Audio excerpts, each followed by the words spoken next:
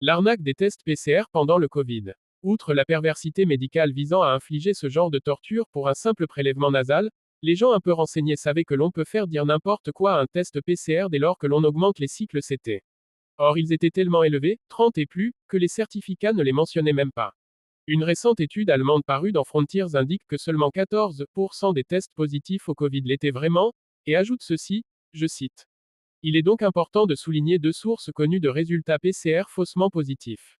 Premièrement, une étude a révélé que le test PCR de la Charité produisait des résultats positifs sur des contrôles à l'eau à des valeurs de seuil de cycle, où c'était comprises entre 36 et 38.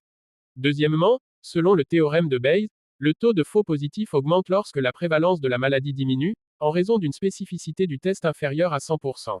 En outre, les personnes dont les tests PCR nécessitent des valeurs CT supérieures à 30 ne sont généralement pas considérées comme contagieux, alors qu'en pratique, de nombreux tests ont été effectués avec des valeurs CT allant jusqu'à 40.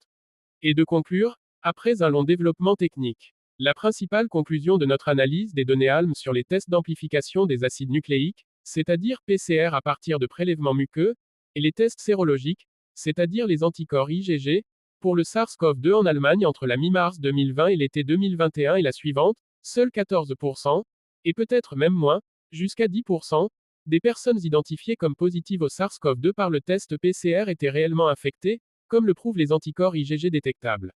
Les auteurs démontrent que les résultats de ces tests étaient surtout motivés par des raisons politiques, sans respect pour la réalité épidémiologique.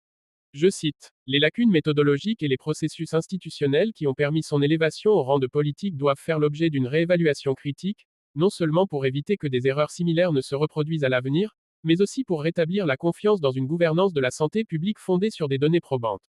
Fin de citation. Une preuve de plus de l'énorme abus de pouvoir politique et médical dont les populations furent victimes aux mains et, surtout, au profit des covidistes. Ce qui vaut ici pour l'Allemagne vaut certainement pour la France, et l'Europe en général. On ne peut qu'espérer que ces pervers, psychopathes et profiteurs seront un jour rattrapés par la patrouille, et que leurs bons petits soldats arrogants et ricanants en seront pour leurs frais.